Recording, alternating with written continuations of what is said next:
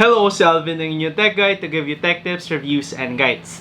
So ngayon guys, i-unbox natin ang pinakabagong phone ng Realme. Ito ang Realme 6i.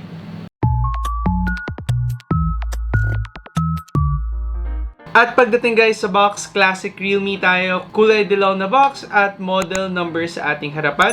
Ngayon, kapag tinanggal natin yung cover ng box natin, ayan, makikita na naman natin ang message ng Realme sa atin, which is, welcome to the Realme family. Ngayon, pag tinanggal natin tong compartment na to, ating makikita ang SIM ejector tool. And then, pag tinignan natin ang mga nasa loob niya, syempre nandito ang ating quick start guide, ang safety information, and then finally, ang jelly case. Ngayon, sa jelly case natin, meron tayong tint ng black sa case na to. And after nun guys, balik na tayo sa box natin. Makikita natin ang phone natin wrapped in plastic. Pero syempre, itabi muna natin yung phone natin guys. Tingnan natin yung other contents pa ng box natin. So, yung iba pang laman ng box natin ay isang USB Type-C cable. Yes guys, naka USB Type-C na tayo para sa Realme 6i. And then finally, yung ating 18-watt charger. So, ayun na guys, yung contents ng box natin. Balikan na natin ngayon yung phone. Pero syempre, iligpit muna natin lahat ng gamit natin dito. So guys, ito na yung unit natin. At syempre, tanggalin na natin siya sa kanyang protective plastic. At i-set up muna natin ang phone natin. Mabilis lang ang setup natin guys, hindi naman siya ganun katagal.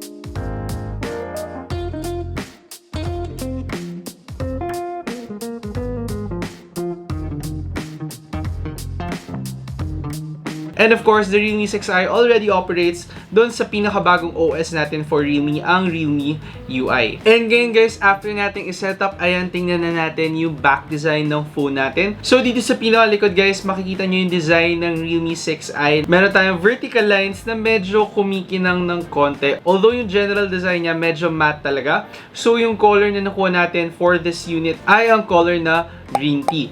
So this phone actually comes in two different colors. Yung isa ay yung creamy white and then ito nga green tea. Personally, medyo hindi ko nagustuhan yung color na green tea. Masyado siyang dark na green para sa personal taste ko. Pero at least syempre maganda na may options tayo. Yun nga yung creamy white at itong green tea. Ngayon, doon naman tayo sa other parts ng likod ng phone natin. Nandito ang fingerprint sensor and then syempre ang quad camera setup ng phone na to. So para sa quad camera setup natin guys, meron tayong 48 megapixel wide angle main camera. Meron tayong 8 megapixel ultra wide lens, a 2 megapixel macro lens, and then finally a 2 megapixel depth sensor. And kung papansinin guys sa ating camera, meron tayong slight camera bump. So I suggest guys na gamitan natin ng case ang phone na to para hindi siya mag-wobble masyado. So far guys, tinest out ko yung camera natin at ito yung mga sample shots na nakuha ko.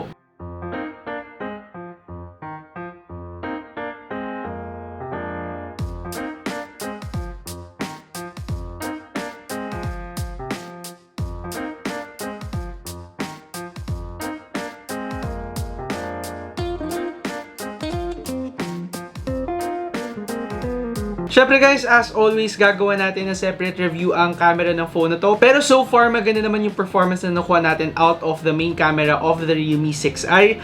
Alamin nga lang natin kung gaano ba siya kaganda for the ultra-wide and sa macro lens natin. Tsaka kapag nag-zoom na rin tong phone na to. So ayun na guys, lahat ng mga nasa likod ng phone natin. Ngayon, punta naman tayo sa harap niya. Pagdating ngayon sa harap ng phone na to, meron tayong 6.5-inch IPS LCD display with Corning Gorilla Glass 3 para sa mga accidental drops natin. Aside pa dito guys, meron tayong 16 megapixel na selfie camera.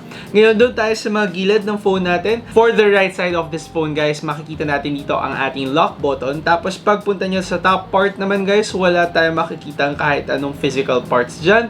And then dito sa left side naman, dito nakalagay ang ating SIM card tray and then yung volume buttons natin. Finally guys, for the bottom part of this phone, dito nakalagay ang ating speaker grills, ang USB Type-C port natin, and then ang ating headphone jack. So for the Realme 6i na model guys, hindi pa rin natin na-let go ang headphone jack. So good news yan para dun sa mga tao na hindi pa rin talaga nakakapag-switch sa mga wireless earphones. So ayun na guys, lahat ng physical parts ng phone natin. Ngayon, dun naman tayo sa specs ng Realme 6i. So sa phone na to, meron tayong MediaTek Helio G18 na chipset. Meron tayong 4GB of RAM and then 128GB of internal storage. Fortunately guys, para dun sa mga gustong mag-expand ng memory, meron tayong dedicated slot para sa micro SD card sa ating SIM card tray. So, tinest out ko guys ang phone na to for gaming. Ang nilaro ko ay Mobile Legends and so far nakakakuha naman tayo ng satisfactory results. Ang FPS natin guys nasa 59 to 60 at ang ping ko ay nasa 30 for this phone.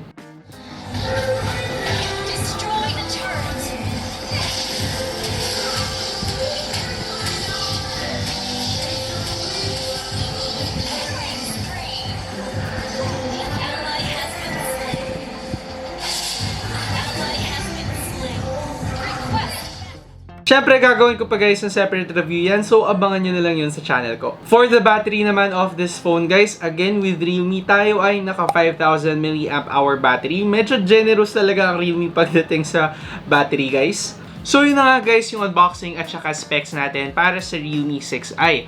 At ano ba ang masasabi ko ngayon para sa phone na to? Pagdating guys sa performance, masasabi ko naman na satisfactory ang results natin. Pero hindi ko pa rin masasabi na sulit ang Realme 6i dahil wala pa tayong local pricing para sa phone na to. Hopefully malabas na yan ng Realme 6i soon para masabi talaga natin na sulit ang phone na to. So far guys, ang masasabi ko, medyo hindi tayo up to par with mid-range phones. So hopefully ang presyo natin for the Realme 6i ay hindi lalagpas ng 10,000 pesos. Dahil ito guys, pag nasa budget range, mas masasabi ko na okay ang phone na to. Ngayon, pag sa in-depth review talaga guys, syempre gagawa natin ng separate review ang camera performance at saka ang gaming performance ng phone na to. So, abangan nyo na lang yan. And if you have any questions, suggestions, or negative reactions, i-comment nyo na lang yan down below. At kung gusto nyo syempre ng update para sa Realme 6i, mag-subscribe na lang kayo by clicking the subscribe button down below and hit that bell icon so you get updated whenever I post videos. Again, ako si Alvin, ang inyong tech guide to give you tech tips, reviews, and guides.